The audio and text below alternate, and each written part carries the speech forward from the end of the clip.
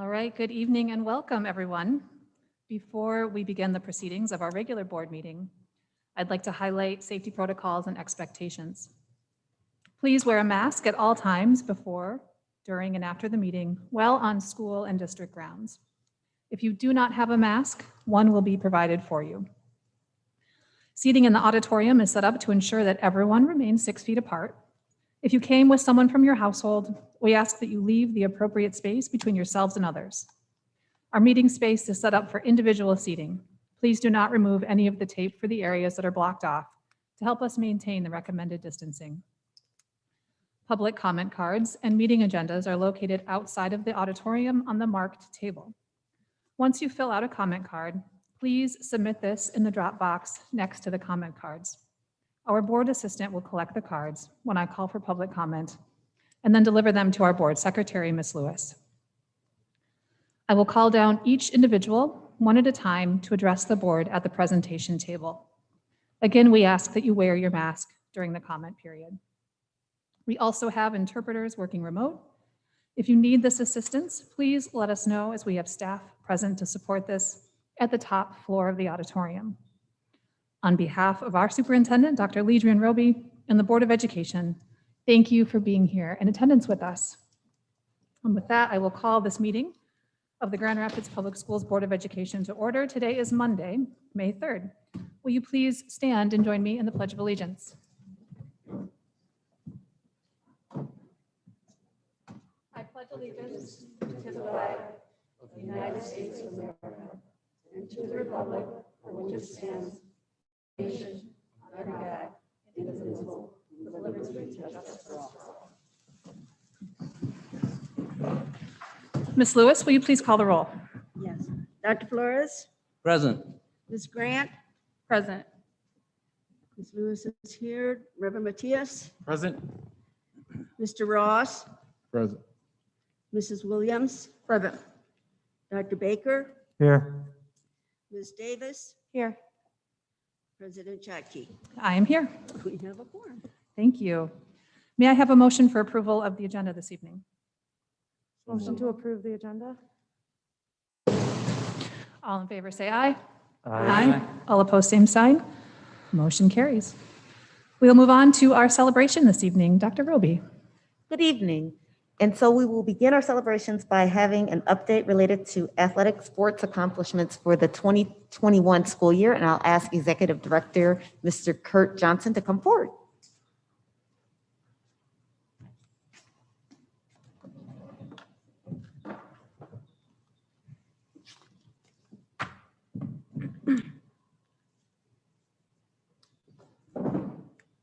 Testing 1, 2, 3. Talking with the mask on. Well, good evening, Madam President Chotke, Superintendent Dr. Roby, and other distinguished board members. I'm pleased to be with you on this occasion to share some of the athletic celebrations from our high schools. You know, this past weekend, we just concluded what we would consider a very successful track and field event invitational called the Grand Rapids Public Schools Elite Challenge. We had to cancel it last year, of course, due to that famous, infamous word, C word. But this year, with many changes, restrictions, adaptations, we were able to move forward in a safe and responsible way. The meet this year was spread out in 3 different sessions over a 2-day period. We had approximately 24 teams from all over Michigan, from up north and as far away as the Detroit area. We were pleased with our spectator attendance for each session as well. I was thoroughly impressed with the number of student volunteers that we had helping out run the meet. They were awesome. We have one student volunteer who stopped by my station. You may have heard of, some of you may know, one of you may know, heard of her, Brooklyn Shockey. She came out and helped and was awesome. So we appreciate the students who came out there. So we hope we can continue with our spring season and complete it in a safe and responsible way. So now for some updates for our high school athletic achievements. Given the type of year that we've had, I think you're going to be pleasantly, I won't say surprised, because you all know with high quality teaching and opportunities to practice, our kids can achieve anything. So I'll say you'll be pleasantly inspired by what our students were still able to achieve and accomplish given the hand that they were dealt with that C word. So without any further ado, I would like to introduce Marcus Harris from Ottawa Hills, the athletic director.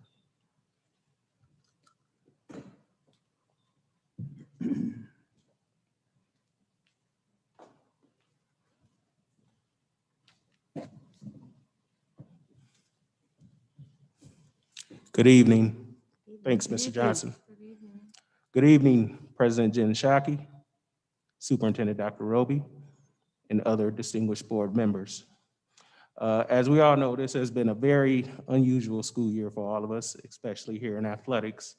But some of all of the kids went out and competed very well and very hard. During the fall season, we're in the OK Gold Conference. We had 11 all-conference athletes, 2 honorable mention athletes. Our girls swim program did an awesome job this year. Coach Alex Brinks has brought this program over the years from having maybe 2 or 3 girls on the program to now close to 20 and competing for conference championships. We had 2 conference champions, Sophia Scott in diving and Thea Padzurek in the 100 butterfly. We had 5 all-conference team winners, 4 NISCA academic All-American winners. NISCA is the National Interscholastic Coaches Association, requires above a 3.7 GPA and must earn a varsity letter for all 4 years. So we had 4 members from our girls swim team that earned those honors. We had 5 state qualifiers for the state final swim meet. And for the first time ever in a number of years, we had a swimmer sign to dive in college, Sophia Scott. She'll be attending Lindenwood University next year on a diving scholarship. Going on to winter season. In the OK Gold Conference, we had 6 all-conference athletes, and we had 3 honorable mention athletes. It was a shortened season, 10 weeks for boys swimming. Boys swim did an awesome job too, as some of you may have heard. We had our first conference championship in 32 years for boys swimming. Placed first place in the OK Rainbow Tier 2 meet. We had 5 all-conference athletes from swimming, 4 state meet qualifiers from swimming. And also with NISCA, again, we had 1 academic All-American, Jonathan Portinga. Also, the boys swim team was NISCA Scholar Team Bronze Level winner.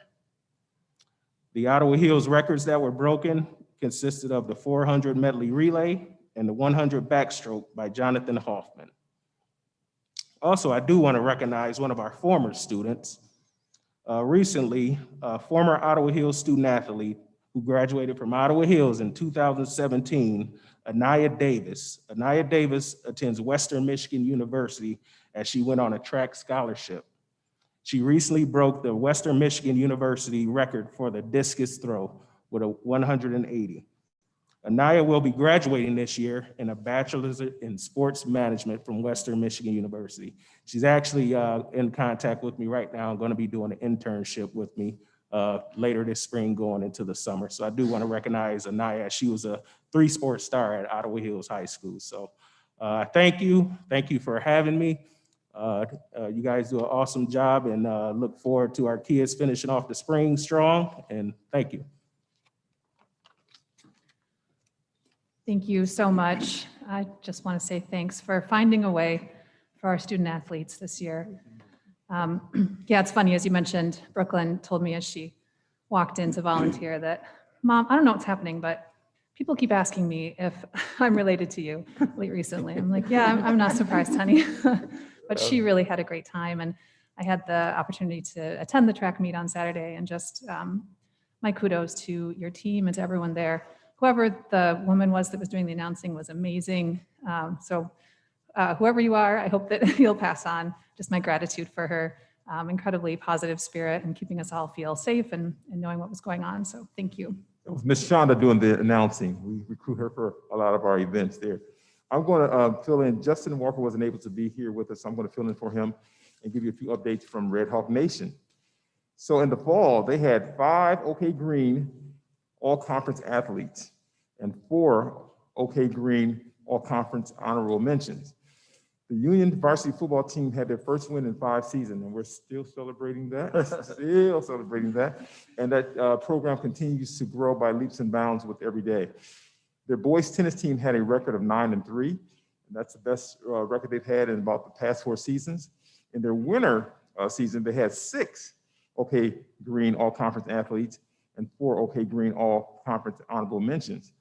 They set a new school record, was set in the boys swim in the 200-meter relay. And that relay team consisted of Cameron Doan, Caleb Austin, William Gerhardt, and Vaughn Douglas. They broke that record that had just been set in 2015. They had 3 divers that qualified and advanced to the Michigan High School Athletic Association Dive Regionals. And they had 1 wrestler that fourth in the districts and advanced to the Michigan High School Athletic Association Wrestling Regionals. So great things are continuing to happen with our students in athletics as we're gearing up for the 2021-22 season there. And normally we would get the kids all dressed up and their parents and bring them down here to the meetings and get a chance to meet you and shake your hands in person and take pictures. So hopefully we'll get back to that next year. So thank you. All right, thank you, Mr. Johnson. Do we have any public comment for agenda items? We do. Oh, Ms. Anderson's going to check, just a moment.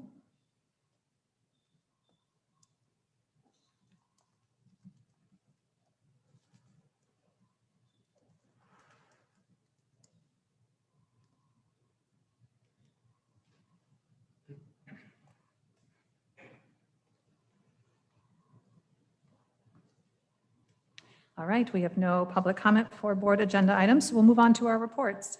Ms. Lewis, Secretary's report, please. Yes, I just have a report regarding the meetings that are coming up for the academic committee, the legislative committee, and so on.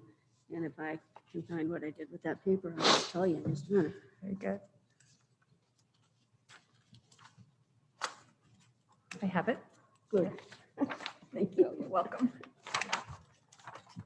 The Academic Achievement Committee will meet Wednesday, May 5th, 4:30 at the Franklin campus in the auditorium. The Legislative Committee is meeting on Friday, May 14th at 3 p.m. at the Franklin campus in the auditorium. Okay, thank you, Ms. Lewis. Sure, we'll move on to our committee chair updates. First is our Finance Committee and Reverend Matias. Hey, good evening, everyone. We had a robust meeting on the 26th. Dr. Flores was excused for that event, but some purchasing agenda items. One of the things is that because of COVID, our translation has increased, and so has that budget.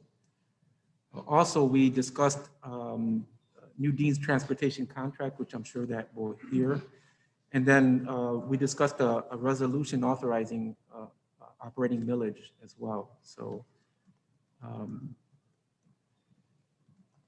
that's all I have to report. Thank you. Great, yeah, Dr. Flores, I know you weren't able to attend. Any comments? Yes, certainly. I'd like to thank Reverend Matias for communicating some concerns that I noted in the report. One, I was concerned that we're moving from approximately 150,000 to 200,000 in this blanket, which is a significant amount. And the question I have is having heard the responses and watching the video, are that what is the reason? And the reasoning was communicated that we had an increase in interpretation needs across the district. So the question that I have then is, where do these funds then come from to pay this additional services, which sounds like a general issue, like a general fund issue. And it immediately raises my concern about the issue of supplement versus supplant.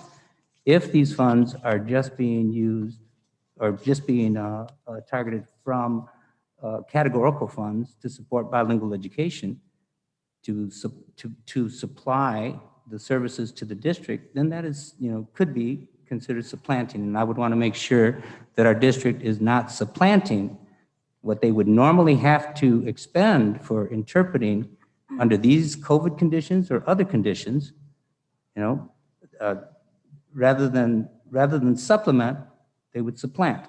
And I would hope that we're not doing that. The other is that I've raised a concern about the number of dollars that we spend in interpreting and whether or not that might be able to support staff as opposed to services, contracted. And then if we're going to contract services out, then looking at Grand Rapids First policies, looking at equity and equal opportunity for our businesses, our entrepreneurs who provide interpreter services in the city, and there are many, and some of them have provided those services to us before. Is there a fair bidding process, recognizing that this is $200,000, it could be more in the future, when you recognize that we have a 39% Latinx population and growing? Where is the transparency? That is one of my concerns. Where is the transparency in a fair bidding process that encourages other entrepreneurs to participate in providing these services to Grand Rapids Public Schools? So I would just like to make those concerns for the record.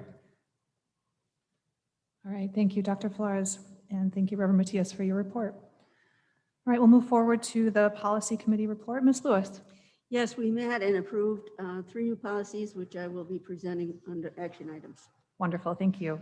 And now to our superintendent's report. Dr. Roby. Good evening once again. And so each month we have the opportunity to do an update regarding our Return to Learn plan. As you know, our kindergarten through 8th grade program began the 4-day in-person instruction as of last week. We continue to have our virtual, 100% virtual option for families as well. During the past week, I had the opportunity to actually visit a couple of schools with our executive directors as well as building principals, and an overview of what I saw. Active learning, of course, is taking place, lots of constructive, busy minds, busy activities, kind of a buzz around school. Teachers reaffirming rituals and routines. And so keep in mind, earlier this year when we were 100% virtual, there was a level setting for students and what does school look like in a 100% virtual format. And then when we went to the hybrid of an AB schedule, there's 2 groups plus the 100% virtual. And now that we've combined our young people into a AB schedule, which is now combined in one cohort, and then our 100% virtual students, it's still that reaffirming of rituals and routines and to finish our school year strong. And we saw quality conversations, students and teachers co-creating space around the expectations of what learning looks like, conversations and dialogue around discussions around a closed reading strategy, which is where you're looking at a text and having discussion and dialogue about how does text apply to you as a person, you as a society, and then other text things. So it was very engaging. And then also, of course, our mitigation efforts, because I wanted to make sure that those were in place as well. Masks, social distancing, the bipolarization machines, I actually got to see those in action. So I was excited to see what they actually looked and sounded like. And it's kind of like a little slow hum, so it's not too disruptive. Also, with respect to our Return to Learn plan, our 9th through 12th graders, we made the announcement about 2 weeks ago that we would remain in our 2 AB hybrid as well as virtual option for the remainder of this school year. And then finally, I have a graduation update. Currently, we are working on an alternate venue for graduation. At present, we are scheduled to be in Calvin College University's auditorium, but we want to make sure that we're able to offer some additional options for families because, again, with our current executive orders, there are pandemic restrictions and it would limit the number of people. And so we are looking at possibly doing Hausman Field as an option. At present, we do have the technological kind of, so we're able to do it. We just need to make sure that we have the power because, as you know, having people there, you want to be able to hear, families want to be able to hear their children and their scholars' names being called. And so we want to make sure that we have that. So look for an update related to graduation ceremonies as we get closer to graduation. And then, of course, if we are outside, we need to have alternative dates just in case of inclement weather. The last thing related to my report is our overview of our strategic planning process. As you know, Greenway Strategy Group will be connecting with us this evening, and it's going to be an overview of our district structures, framed by the direction and increasing educational opportunities, the retention and recruitment of our students, staff, and better alignment around human, financial, and operational resources across our organization under the broader umbrella of diversity, equity, and access, which is what the board has given guidance on of what they want to see. Our Greenway team will provide an overview of the work that's to come, and then also ask for your engagement to make sure that they're on the right path before we begin our retreat that's coming up on May 21st. And with that, I will ask Mr. Grebe to tag in Greenway, and we'll be able to hopefully see them on screen and then also on screen back here. So welcome, ladies. We are glad to see you this evening. Thank you so much. And I am Martha Greenway. I am the founder of Greenway Strategy Group, a firm that's been in business for 9 years. We provide strategy development for social impact organizations across the United States. And I just want to start by saying thank you. We are so grateful for this opportunity to help Grand Rapids Public Schools move from its recent success through the transformation plan to its next era, and just are really delighted to be part of this and to work alongside with you in this process. Just a little bit about my background. Half of my career was in the nonprofit sector, primarily with the United Way, working in 2 local communities, and also at the national office, where I had the pleasure of working with nonprofit partners across the United States of all types, and also working with corporate leaders to apply strategy design principles to social impact organizations. The second half of my career before starting Greenway Strategy Group was in education. I was most recently the deputy superintendent of a large school district serving almost 100,000 students in rural, urban, and suburban areas. It was a fast-growing district. I had to make difficult choices about closing, expanding schools, student attendance patterns. So very familiar with diversity in school districts, and also the challenges of dealing with shifts in student population.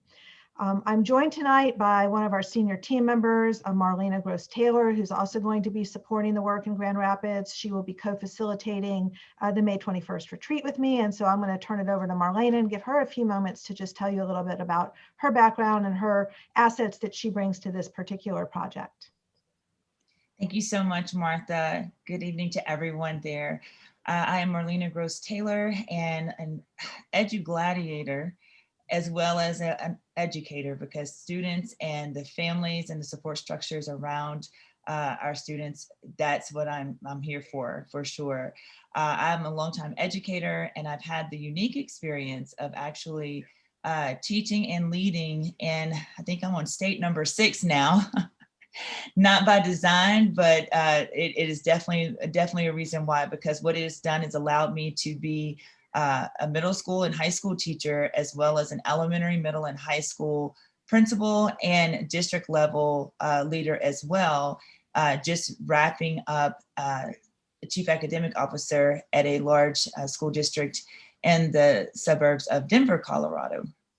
So I've had the opportunity to serve in many different areas, many different educational spaces, and also being able to create a company, edu-gladiators, that supports school districts across the country, and really focusing in on not only branding and telling your story, but also diversity, equity, and inclusion trainings as well. What really excites me about the work that you all are doing here in Grand Rapids is really bringing my expertise in how to navigate and include your charter schools as well, because in my recent experience in Denver, we had quite a bit of school choice. Colorado as a state is very school choice friendly, and it was really fun getting to know all of the other different schools and being able to connect and collaborate, all for the sake of what is best for our kids. So I am very excited to be here with you tonight, and I'll pass it back to Martha. Thank you so much. And so what I'm going to do now is go through a brief presentation that outlines what the work that we'll be doing with the school district, and then we'll invite board member questions at the end. So as I already mentioned, our sole purpose is to improve outcomes for children, families, and learners of all ages. And I think, as you just heard from Marlena, and hopefully will know about me as well. That's what drives us as a company and also what drives each of us as individuals. We've worked with school districts across the United States. Here are a few examples of recent strategic planning projects we've created. We've also worked with foundations. In this particular case, we supported a project to improve the principal pipeline, so development of school leaders through the Wallace Foundation funding. We've also worked with nonprofit organizations that support student outcomes, particularly communities and schools and purpose-built communities. We've worked at higher education levels with the Board of Regents in Georgia to assess their efforts to increase post-secondary degrees. We also supported Achieve Atlanta, which I went over in our board interview, which is an organization that really focuses on helping first generation and low income students to successfully navigate college. And then we've also done a lot of strategic planning with higher education institutions, so we have a good understanding of what that next level of college is really looking for and expecting and needing in the future. As far as your project specifically, our first step is an environmental scan and organizational assessment, which we're currently engaged in. The district has provided us with a wealth of information about your past experience, analyses that have been done, stakeholder surveys that have already been gathered. We will also be doing extensive stakeholder engagement during this time and analyzing those implications to then move into step 3, which is to work collaboratively with a group of district representatives to define your desired future. And within that, really focus on a set of student outcomes that will drive the strategic plan, and then develop the strategic themes, objectives, and measures which will guide your work over the next 5 years. And then we'll move into defining the strategic initiatives, the major projects. I'm going to provide in a minute a little bit more detail about the steps within each of these, the sub-steps within each of these areas. And then after board approval, which we actually anticipate, given the extensive stakeholder engagement that we want to plan, that board approval might occur in early January. And then we would move into the action planning, the detailed work plans and budgets that then the board would see emerge through its annual budgeting process in terms of allocating the resources to the actual implementation, as well as leaving the board with a monitoring and review process that includes data and also a way to monitor the actual implementation of the work in the plan.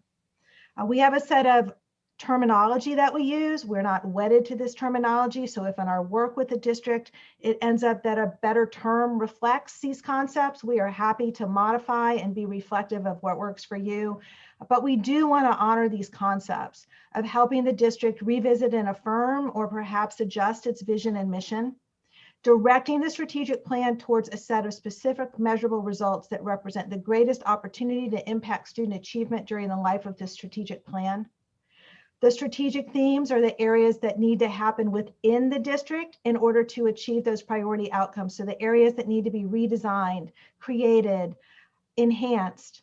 The objectives then define specifically what will occur, and the initiatives are how we're going to get it done. What are the projects we're going to put in place in order to achieve our objectives within our strategic themes and make significant progress on our priority student outcomes. And then lastly, the action plans detail the who, what, when, how, and how much that will be required to implement the plan.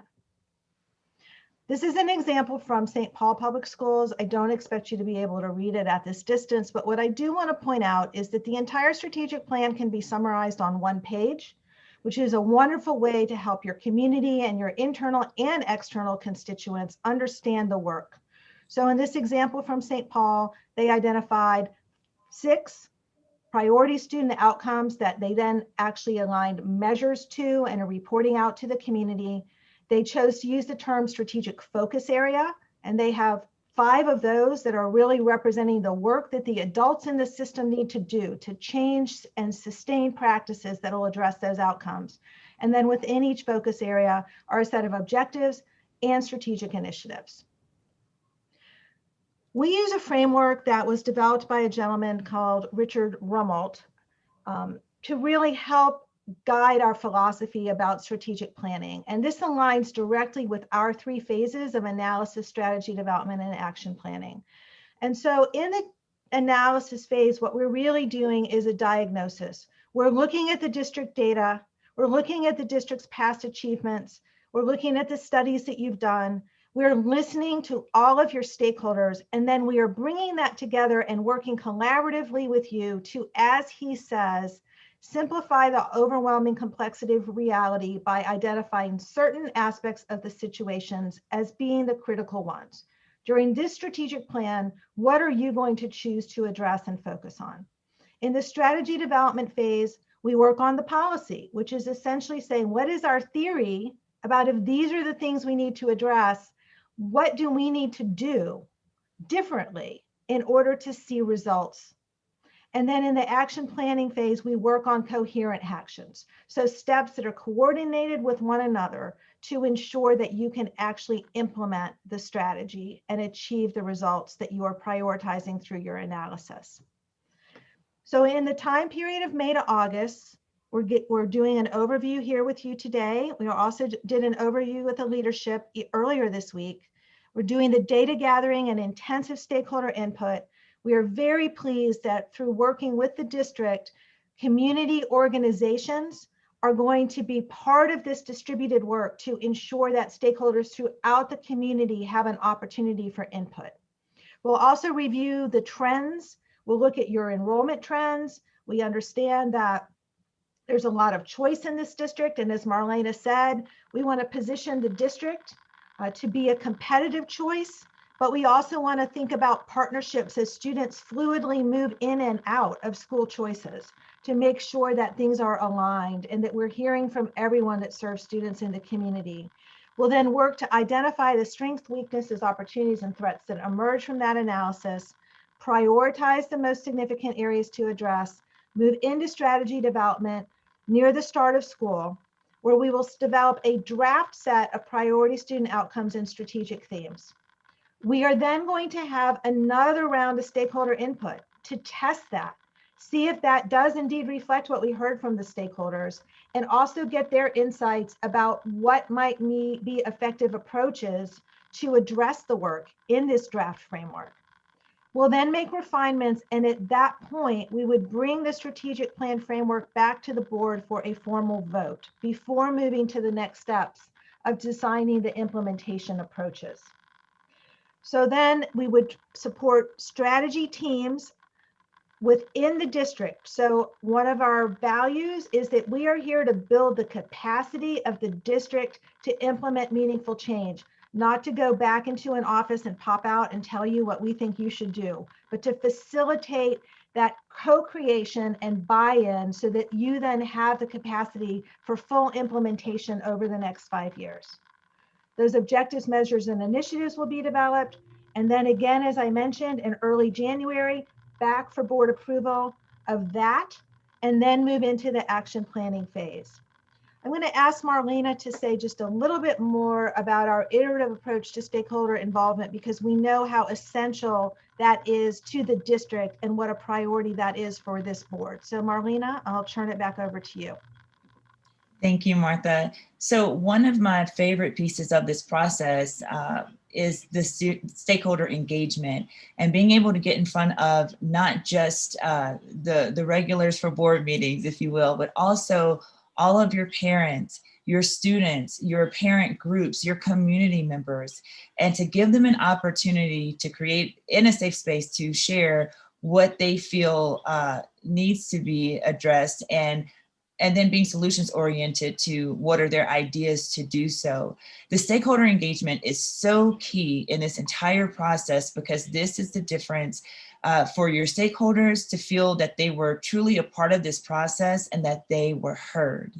Now, part of the stakeholder engagement strategy is to create structures in place where, again, we're building the capacity of the leaders and maybe even the aspiring leaders there in your district to help facilitate these different engagement sessions.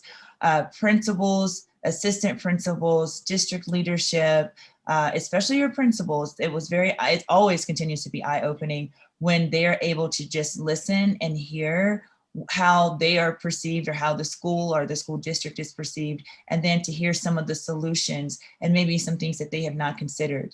So in the first part of the phase 1 analysis, when we have that community survey, that is to help ensure that everyone has an opportunity absolutely to participate if they cannot come in person or do a virtual stakeholder engagement. And that gives us great data. In my former district, we had over 20,000 of our students, 20,000 of our 68,000 students participate in the community survey, which was absolutely wonderful to lead this plan with their needs in mind. When we go to stage 2, we refine the strategic plan framework and we look at the objectives and initiatives, and we'll have targeted input sessions, particularly with advisory groups and maybe some parent groups that you know best need to, you would want to have there present, as well as all of the stakeholders, teachers, parents, students, to give feedback on what the framework looks like, the objectives, and the strategic initiatives. And finally, in phase 3, we will have more targeted input sessions so we can test those strategic initiative action plans with those that are affected. And this is key. If this is done well, you usually have such great agreement and alignment and coherence because this plan is built off of the stakeholder engagement. And so it also provides an opportunity for those of you that are at the board level to even participate and hear and be visible, maybe to parents or to students or other stakeholders that may not have had that type of access to you. So with that, I'll pass it back to Martha. Thanks so much, Marlena. And another one of our values as a firm is that not only is stakeholder important to obtain, but it is essential to actually use it. So in order to have credibility with stakeholders, they have to see their input reflected back, and it has to be transparently shared with them. So at each of these stages, we will work with the district to ensure that the information that is gathered is reported back to the community, and that at the next phase, it's clear to them how what we heard from them has informed the next stage. So we've really got 2 questions that we'd like you all to respond to this evening. The first is what sounds promising about the work? And then our next question is really about what questions or concerns you might have that we could better explain. But perhaps we could, I'll stop sharing my screen so we can see each other. And perhaps first we could kind of hear from some of the board members about what you find promising about the approach that we've just discussed. All right, thank you so much. I will open it up to my colleagues. What did you hear that sounds promising about this work and this plan? I was impressed with the efforts that they are going to make to engage students, parents, community. I think that's very important. And I like the way they're going to ask them and then ask them again and then ask them again. So I like that especially. Yes, Dr. Flores? Yeah, I have to agree. I think that that they're certainly methodical in their approach, that they're authentic in wanting community and parent and stakeholders input, and then they come back and they validate that. I think that's very impressive and certainly a good step in the process to determine what our needs are. Thank you. I appreciate the one-page strategic plan that breaks everything down and is transparent to our community. I feel like it will be easy to follow, and there are clear strategic initiatives that we will develop. So I feel like everybody will be on the same page as to what we can look for to make sure our plan is actually being implemented.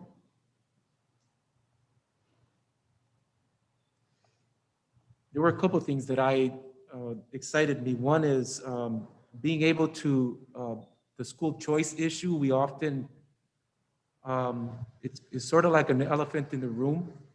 And so to hear you tell us that we're gonna look at that, and there is that here, but that also that this district has a competitive edge. Mm-hmm. And so, and not to be afraid of that, but to look at those things and learn how do we either win them back or partner with. So I like that idea. Also, there's a lot of data that we've collected over the years, and it's gonna be nice to actually review that anything from restorative justice to social emotional issues, and to really, as a district, be able to look at that honestly and then see what kind of, I hate to call it a product, but what kind of outcomes do we want to see coming out of our district in our future. So appreciate that.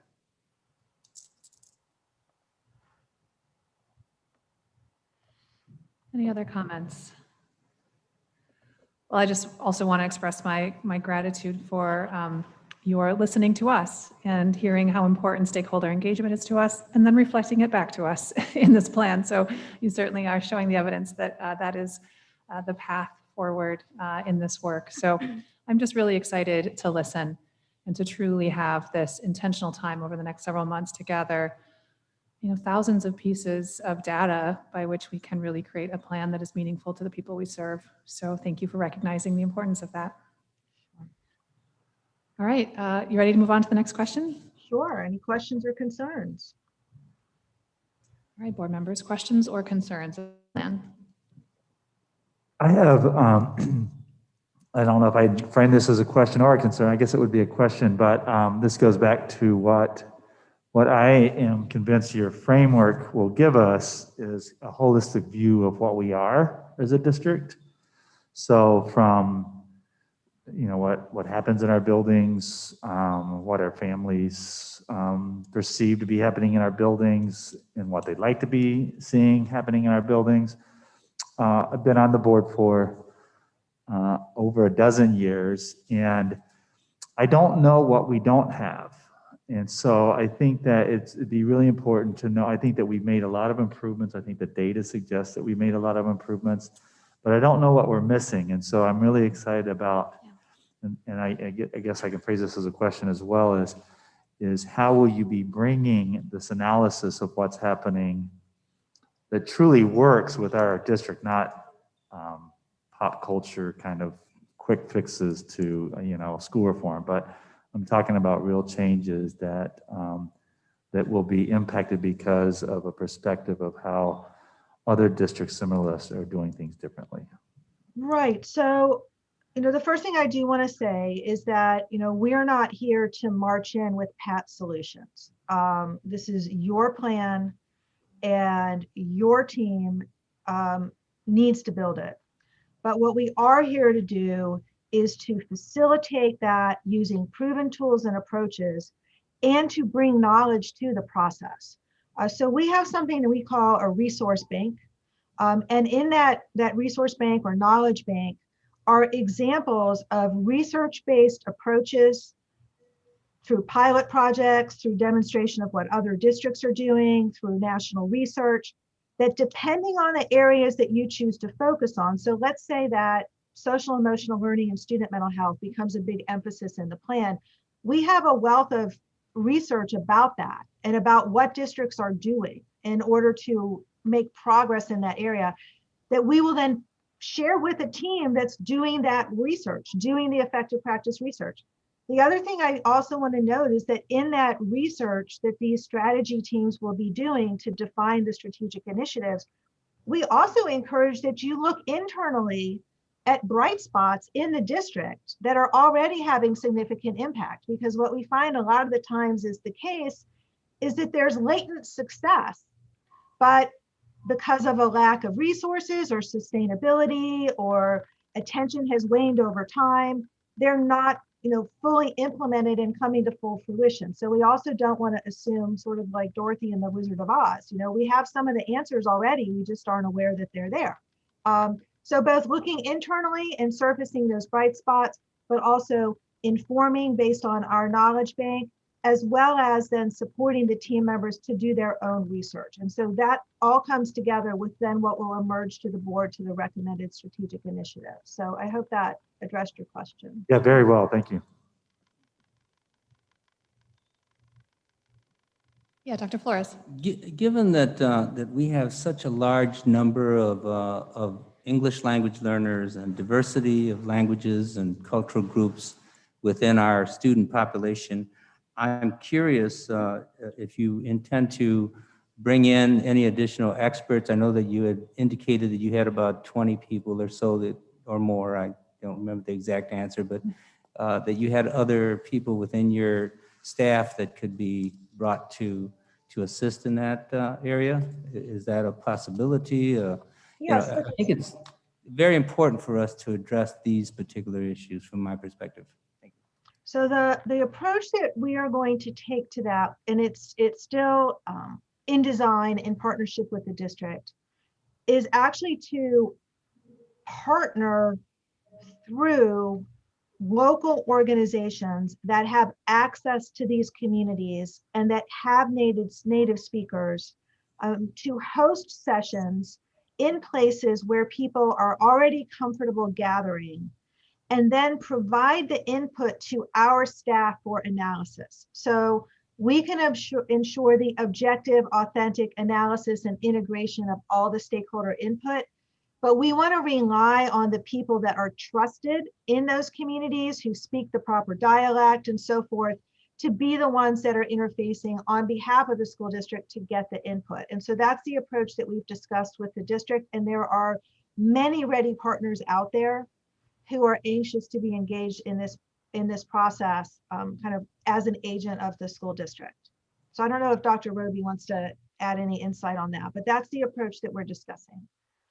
So yes, we are very serious about community engagement and authentic engagement. And then what Martha and I talked about earlier this month, is just how to have an approach and making sure that we are using local organizations that the community already is in relationship with and trust as the agent that will continue to help partner with us, and then also making sure that it is streamlined through Greenway, so as different organizations that are currently in the Grand Rapids area that have had long, deep partnerships are working very closely with our community and going to those places where people feel most comfortable, instead of just always expecting people to come to us. So it's both and.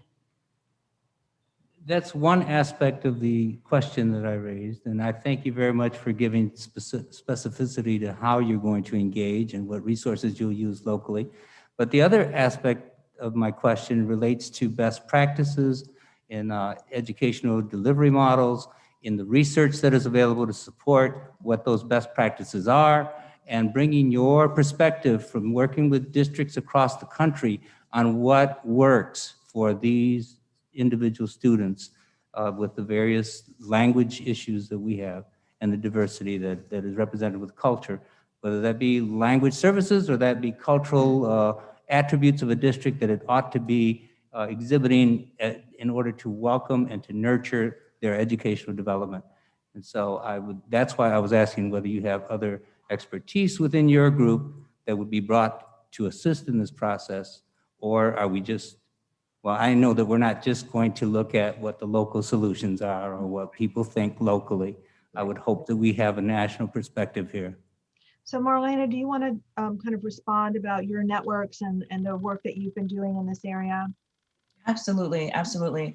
That's a great question. And one of my areas of expertise also includes English language learners. And even in my last position as Chief Academic Officer, we were able to not only, because of our strategic plan and my expertise there and making sure we have the right team together, but we were able to embed the practices of English language learners and best practices into the everyday classroom experience, because research, and there's a plethora of research we'll bring with us when, if this is an area that comes up as an area to focus on, we'll bring with us a wealth of research, but best practice and research shows that what we do, particularly for our ELL students, actually it benefits all of our students, no matter what their race or ethnicity is. So part of having being a connected educator is also having access to educators across the country. So whatever action steps and initiatives that are created, your district will not feel like a petri dish to test some of these out. We're able to actually go through and share and work through the process that we have to make sure that you have the strategies that you need in your district to meet the needs, in this case, particularly of your English language learners. Yes. And we have other team members who have as a specific focus, looking at issues of inclusion and diversity and the needs of special learners. And then we also have the person in our group that is really going to be the one who is attentive to issues of equity and inclusion as we not only think about how we do the plan, but how the plan is developed, is Stacy Lynch, who has a long career around social justice and addressing racial disparities. And so she will be bringing some of those practices as well, because one of the things that we also find is that it's not just, as Marlena described, making sure that sound instructional practices are in place, but it's also undoing the practices and policies that are creating barriers to success for students that may be invisible to us, but are very real, and acknowledging those and uncovering those and dismantling them. So we'll work at this from both sides, collaboratively with the district. And again, we'll also create mechanism where students can describe these things to us. You know, it's actually pretty remarkable. If you give students an opportunity to tell you what's happening, they will. And some of what they are experiencing, it explains a lot about the outcomes. One of the phrases we like to use is that the system is perfectly designed to get the results that you're getting. And so, what is it about the system that is supporting the status quo that needs to be dismantled? So we will also be looking at that. Dr. Flores, I hope that at least as far as we can in this vacuum of not getting started yet, addresses some of your questions and concerns. Thank you for the depth of your answers. Thank you. I think an added question that I would have is around language. And so we speak about disproportionate, disadvantaged, underrepresented. That very language is putting a burden on our students. I'm wondering, I hope, that perhaps we can reinvent something other than that perpetuates those things. And so I hope that this very opportunity that we're talking about, that we start to look at the very language that we use. I mean, our funding is around that issue. And so we're perpetuating something that we don't want. Exactly what you were saying, those very things that sometimes we are working in. So I hope that in this process that we figure out how to do some of that differently, perhaps. Thank you, Reverend Matias. Any other questions about the process or concerns you want to lift up? All right, I'm seeing none. All right, well, thank you for your time, and we look forward to working with you all more in depth on May 21st at your board retreat. Yes, looking very forward to seeing you. Thank you for all the work you're already doing. All right, bye-bye. And that concludes my report. All right, thank you, Dr. Roby.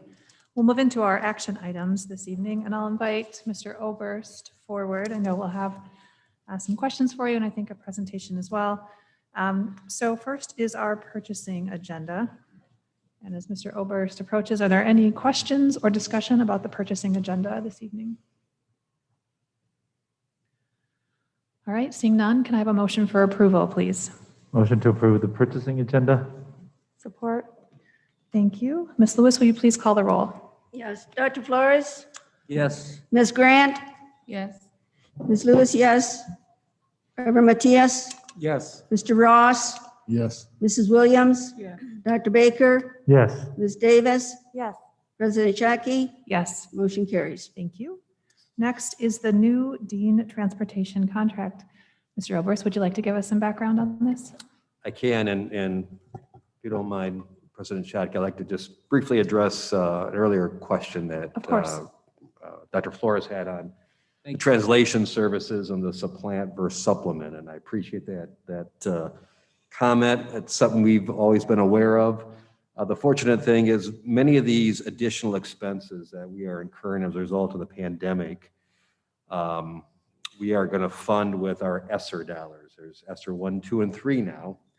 And fortunately, the ESSER dollars have no supplement versus supplant requirements. So we pretty much can spend it any way we want to. So in particular, to the question of translation services, that's where those extra costs will be funded with ESSER dollars. Okay? Thank you, sir. Yes. The Dean contract. This has been probably a year in the making. Our most recent contract with Dean Transportation, the most recent 5-year extension, concluded on June 30th of last year of 2020.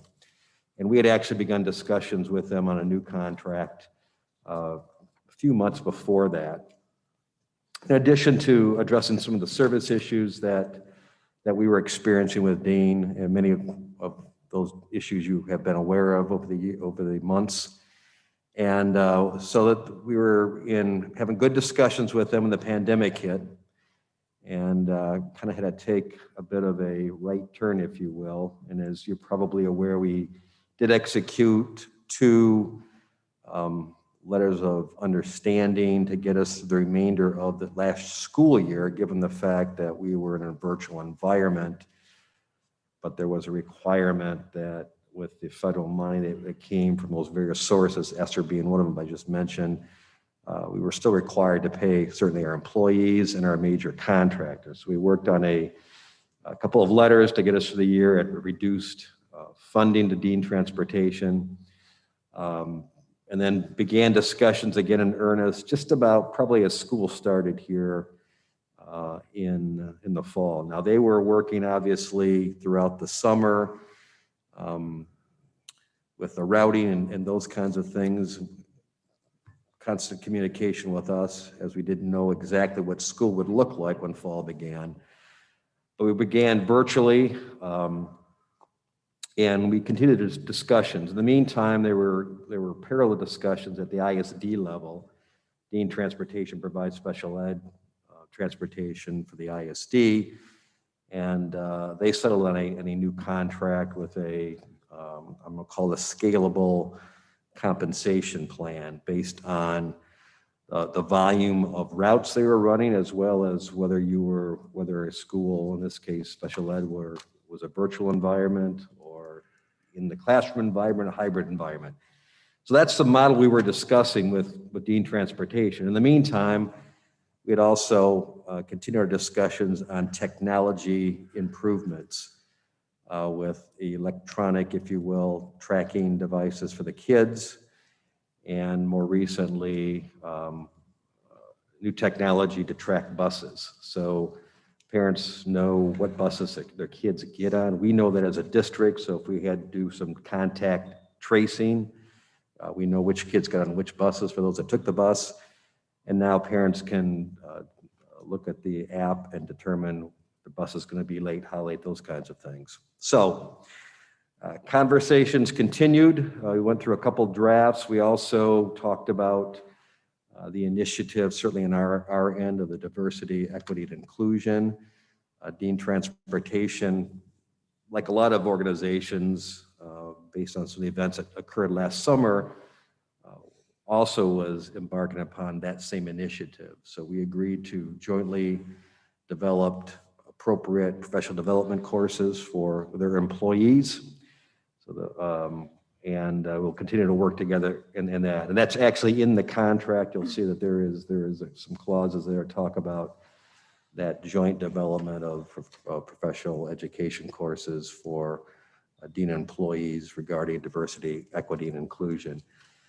We agreed to a scalable compensation plan for them. There's a base amount, and then based on, again, what model of education we are in and the amount of routes that they are running, it varies in terms of our cost. We believe it's a contract that's fair, compensates them, and certainly at the very minimum covers their fixed costs if we are in a 100% virtual environment, which we all hope doesn't occur in the future, and have some of the service issues, made significant improvements over the last 12 months. Mr. Johnson, who is intimately involved in the transportation on a day-to-day basis from our side, can attest to the fact that the calls to the transportation line have diminished significantly the last several months with the execution of this new technology that's in place. So it is a 5-year contract with an option, our option to renew for a second 5 years. There also had been discussions, or at least questions in the past about the bus depot, our service center, and whether we would, which they right now currently, and since we've engaged Dean Transportation a number of years ago, they are leasing space in the service center where the bus depot is. They've asked us if we were ever interested in selling that piece of property, that they would be interested in there. So there is some language in the contract about that, but there's no commitment on either side at this point in time. It's just really to memorialize in the contract that they would be interested and would like to speak to us if that would come down the road in the future. So, yeah, we explained to them we're going through the strategic planning process right now, and basically all property or facilities decisions, we were going to wait till we got through this process before we made any final decisions. So the finance committee at their meeting last week, they approved for this to move forward to the full board for their approval. And certainly, I also will mention the negotiating team on our side, besides myself and Mr. Johnson, was Bridget Cheney and Ron Gorman. And we all agree this is a fair contract, an improvement over the last contract, and would recommend that this board approve the contract for the next 5 years, Dean Transportation. And you all know that Dean has also been a great supporter of Grand Rapids Public Schools since they've been engaged to do our transportation. Questions I can answer for anybody? At the risk of a long answer, it seems, and I didn't notice this when we discussed with the Finance Committee, is that we are agreeing to pay rates with kind of an expected range of costs, and we're not agreeing to a specific cost with an expected set of services fixed to that cost. In other words, I see on here, it looks like there's an estimate that we might spend around $12 million a year, but there's not a guarantee. We're agreeing to pay rates. Is that correct? Is an estimate for what? I'm sorry, I'm still having trouble hearing with. So I'm trying to discern here. We are agreeing to pay rates with an expected total cost, but we're not agreeing to a total cost. Is that correct? That's correct. Okay, that's correct. Yeah. That was a great answer. It was a long question though. Any other questions for Mr. Oberst about the contract? All right, hearing none, I'll entertain a motion for approval of the new Dean Transportation contract. So moved. Supported. All right, Ms. Lewis, please call the roll. Yes, Dr. Flores? Yes. Ms. Grant? Yes. Ms. Lewis, yes. Reverend Matias? Yes. Mr. Ross? Yes. Mrs. Williams? Yes. Dr. Baker? Yes. Ms. Davis? Yes. President Chaki? Yes, Motion carries. thank you. We'll keep you for one more item, Mr. Sure. Oberst, and that is the resolution authorizing our operating millage restoration proposal. Yes, thank you. A little background, and there is included in your packet is a draft resolution for ballot language, because we were talking about a millage election. As I think most of you are aware, should be aware at least, that the per pupil foundation allowance that funds us is made up of two funding sources. The first being a local levy on non-homestead property. Non-homestead is commercial, industrial property, and residences that are not the principal residence, second homes, if you will. That by law is the maximum mills that can be levied on that property is 18 mills. And we, the district, as most districts, not all districts in Michigan, levy that 18 mills. The reason we do that is because the state portion of the foundation allowance is based on the assumption that we will levy the full 18 mills. If we don't, we lose money because the state will not make that up, all right? And that operating millage from time to time needs to be renewed. This district renewed it back in 2017 at 19 mills. The voters authorized 19 mills. Again, voters can authorize any millage rate they want. We can never levy more than 18 mills. So they levied 19 mills. Why did they do that? Well, we have this issue in Michigan called the Headley limitation. It's been around for 25 years. The Headley limitation, what that does is it limits the taxable value. Again, mills are assessed on a taxable value. It limits the increase in taxable value from year to year to the lower of the inflation rate or 5%. So we authorized 19 mills to give us an extra margin, because if there is a Headley limitation, that limitation is subtracted from the authorized millage amount, all right? Historically, we have had some years we've had some reductions in the millage. Never, frankly, until recently, at most, maybe 1/10 of a mill a year. Some years we had no limitations at all. As you recall, after the 2008 recession, property values were actually going down for a few years. So we believed back in 2017 that an extra mill would be sufficient cushion for the 10-year renewal. At the very least, most of those 10 years, all right? We could not foresee back then, and what has happened now to get us to this point is that we've continued to have, frankly, historically low inflation rates. In the past couple of years in particular, significant increases in taxable values within Kent County and more specifically within the Grand Rapids boundaries. I believe last year the assessed values countywide were up somewhere in the 4.6%. We were up over 6%. So a 6% increase in assessed values, a 2%, let's say, inflation rate, you can see what happens there. So last year, I think we had a reduction of 0.23 mills. And we're at the point now, and we don't have all the information yet for the current year, but it's looking like there would be a Headley reduction this year that likely would drop our authorized millage rate below the 18 mills.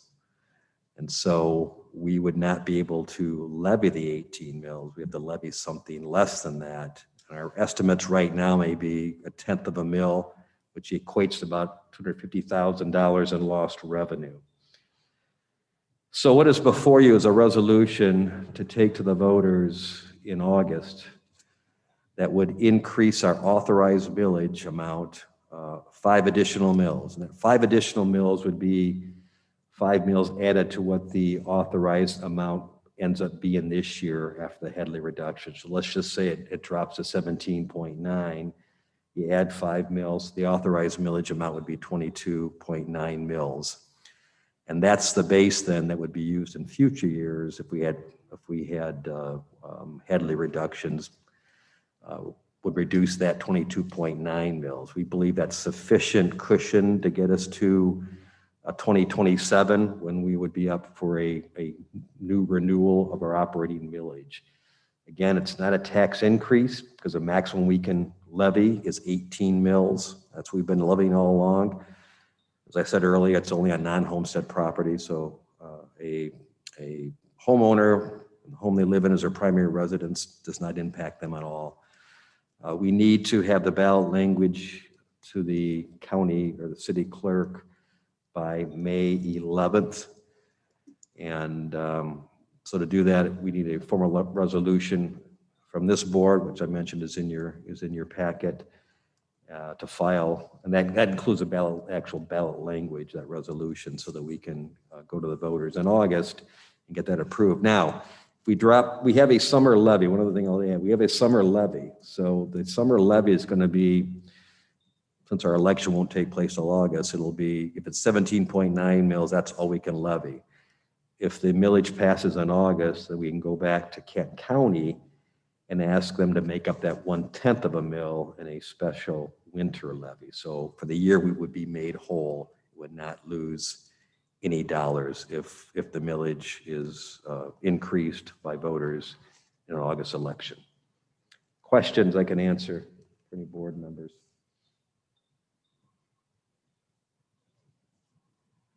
So this is going to cost us some money, correct? It is, yeah. I think a couple years ago, the city of Grand Rapids moved all their elections to even years. This is an odd year. So estimated cost for us to fund the election, which we would have to do, is somewhere between $60,000 and $70,000. Again, that's to preserve $250,000. So net, it's worth it. To be clear, that's paying for the election itself, not a Correct. campaign. Correct.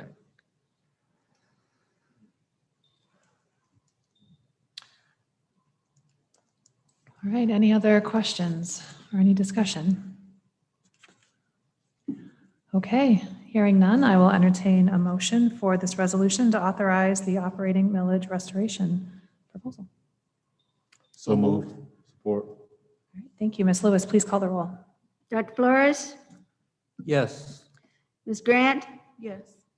Ms. Lewis, yes. Reverend Matthias, Yes. Mr. Ross, Yes. Mrs. Williams, Yes. Dr. Baker, Yes. Ms. Davis, Yes. President Shockey, Yes, motion carries. thank you. All Thank right. you. Thank you, Mr. Oberst. Okay, we'll move on to our policies this evening. And so our first action item in regards to policy is policy number 3700, Medicaid or insurance billing, presentation of first reading. Ms. Lewis, do you have a description of this policy? Yes, I do, and if I get it too messed up, Ms. Pitts is there to help me. Very good. I believe, if I remember correctly, I had this all done perfectly and left it at home, of course, but I believe that this language allows us to provide mental health service for our students, that we can bill it to third-party insurance, or we can bill it to Medicaid. But the important thing too is that all of this has to be done under HIPAA and privacy. Okay, great. Any questions or discussions? All right, may I have a motion for approval, please? So moved. Support. Ms. Lewis, please call the roll. Dr. Flores, Yes. Ms. Grant, Yes. Ms. Lewis, yes. Reverend Matthias, Yes. Mr. Ross, Yes.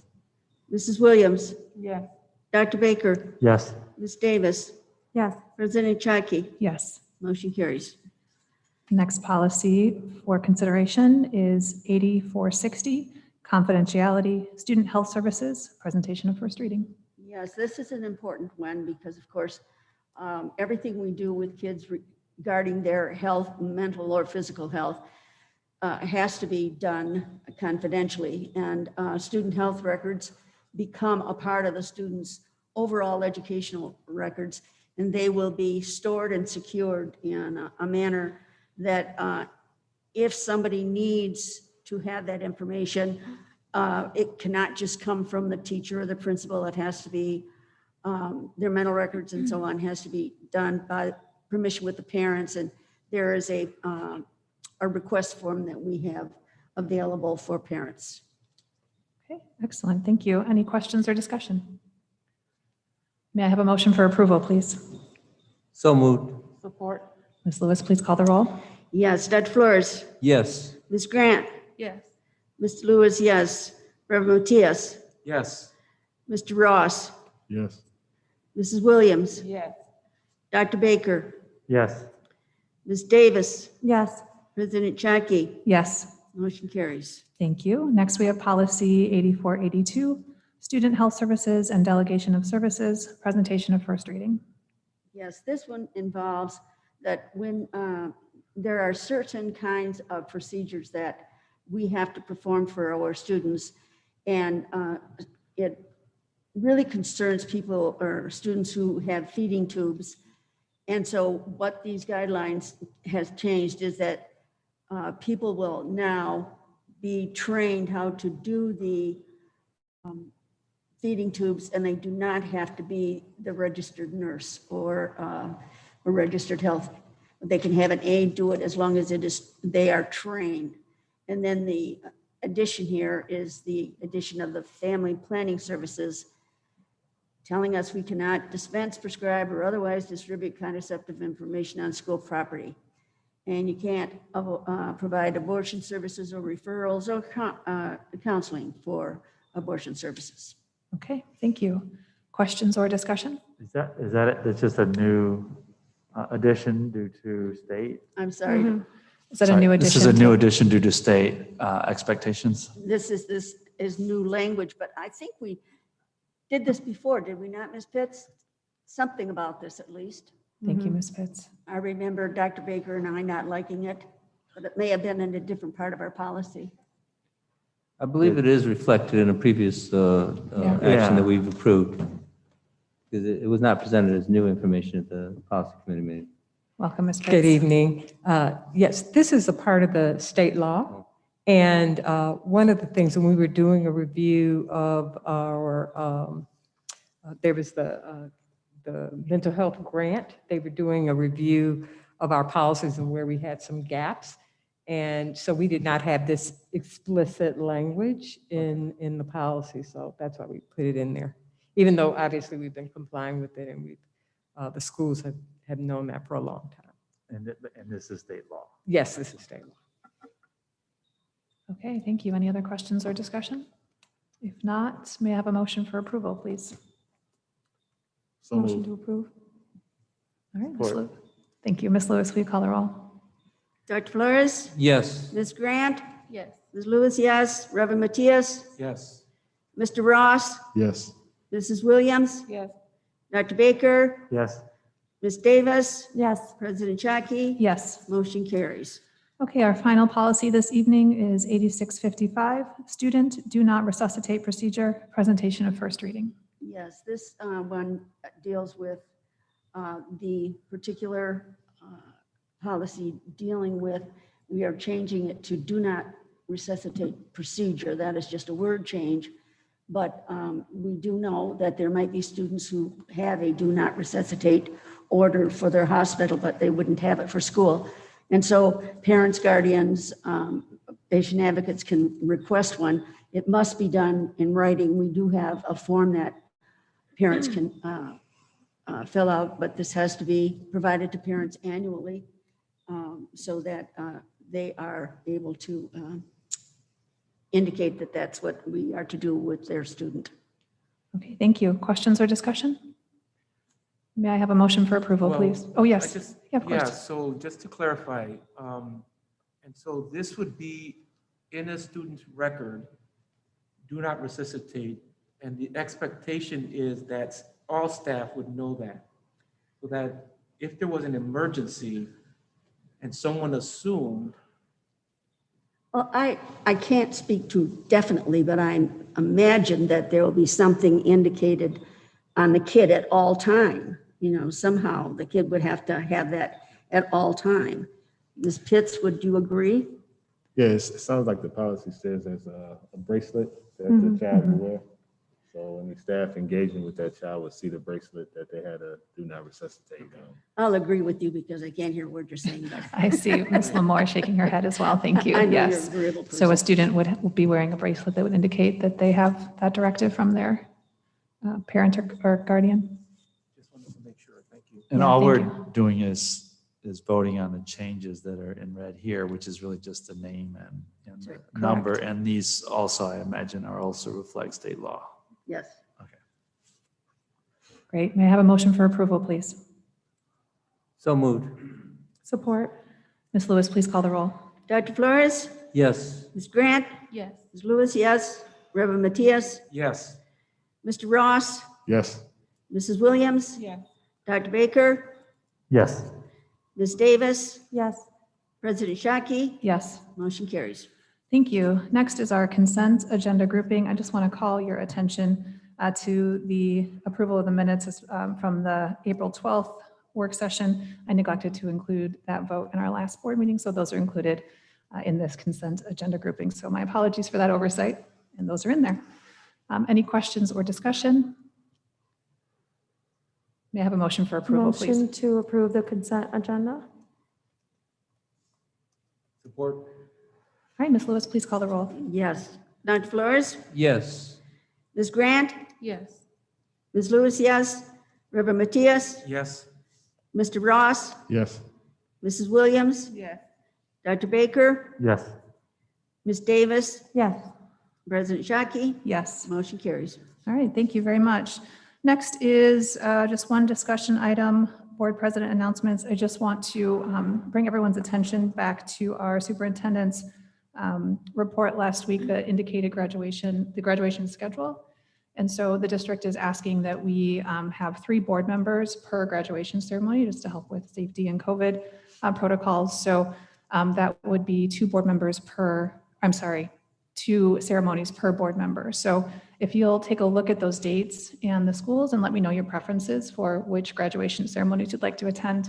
And So are you saying we can't go to all? We can only go 2? well, we'll see how it plays out with availability, but yeah, at a minimum 2, and then we'll go from there. So yeah, I'm following Ms. Lewis's. So there is no more than 3 or we're trying at to- least 3?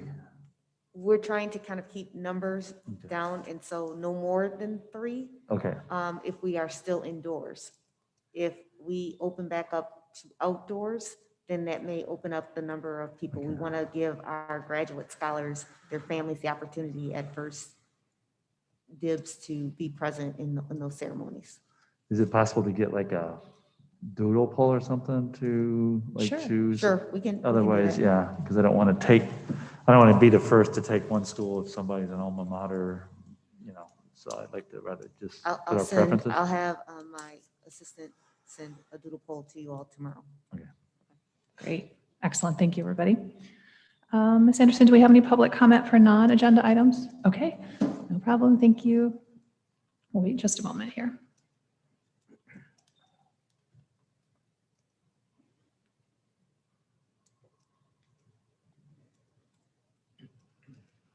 Oh, she's getting credit for those steps. She's getting them in.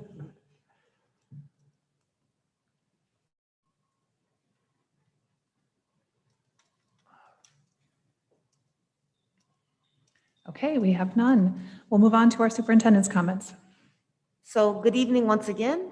This is Teacher Appreciation Week. It's important to take a moment to say thank you to all of our educators. There's so many things that our teachers do to support the development of our young people. And I just want to say, we see your dedication. We see the innovation you've used over the last 15 months. We see your passion. Thank you for the big and the little things that are done every day to make learning meaningful for young people. The impact, your reach is significant for all of us. And so again, thank you to our teachers. Thank you to all of our staff. The special day of recognition of teachers is actually Wednesday, and we will have a sweet surprise for our teaching staff this year. Wonderful. All right. Thank you, Dr. Roby. Dr. Flores, may I start with you for board member comments? No comment this evening. All right. Thank you. Ms. Grant? I would also just like to share my gratitude for all the work that teachers and support staff and administration do, especially during these times, but every day it's very important and significant in our students' lives. So thank you. Thank you, Ms. Grant. Ms. Williams? No comment. Thank you. Ms. Lewis? I too would like to thank the teachers, and I would also like to say that this last week was Kids Speak, and they asked kids to write about their experience with the pandemic and having to be home and what it's done to their physical and mental health. And I've been to several of these in the past, but I thought that this one taught me more than any of the other ones could have, because we had from the range of kids who were just miserable staying home and being lonesome, to this one kid who said, well, I realized I wasn't going to get to do much, so I decided I'd learn a new hobby. And I could help my grandma, and I could mow the lawn, and I could do the stuff. And I was so impressed with the kids and how they talked about how they handled it, even though they all admitted it has been a terrible time in their lives. But so many positives came from the kids. Thank you, Ms. Lewis. Ms. Davis? No comment. Okay, thank you. Dr. Baker? Yeah, again, I'd like to just celebrate the teachers again. What a year. There was no teacher that didn't learn how to reteach this year, and it's just remarkable. And so really appreciate their work. And I wasn't going to say this, but just make sure I'm clearly heard here, Ms. Lewis, because it's about you. Oh dear. No, I know that several of us participate and can speak every year, but I just have to say that I've always, the empathy and what you learn from those kids has just been, it just makes me always reflect on what I heard. And so I just wanted to thank you for expressing that empathy. Mr. Ross? Just want to also celebrate the teachers, but I also want to thank Mr. Oberst and Mr. Johnson for the work with Dean. You know, I'll say honestly, for years I've been a bit concerned about the service, and so I'm just encouraged to know that we're trying to hold them a bit more accountable to caring for transportation needs of our young people. And again, just wanted to shout out that because again, that's been something that's been concerning for a few years for sure. Great, thank you. Reverend Matthias? Yeah, again, I think many of my colleagues echoed appreciation for teachers and unexpected teachers, parents. All of a sudden became educators, more than just parenting. And so really appreciate that partnership. And also really looking forward to the engagement of our strategic planning. Just some new ventures that we're heading to as a district. And I just can't wait to see what we discover, but also what we affirm. So I really appreciate the effort there. Thank you. Yeah, thank you. I too will just express my gratitude to our community's children and the mayor and the Mayor's Youth Council for coordinating another amazing Kids Speak. Really, for me, set the tone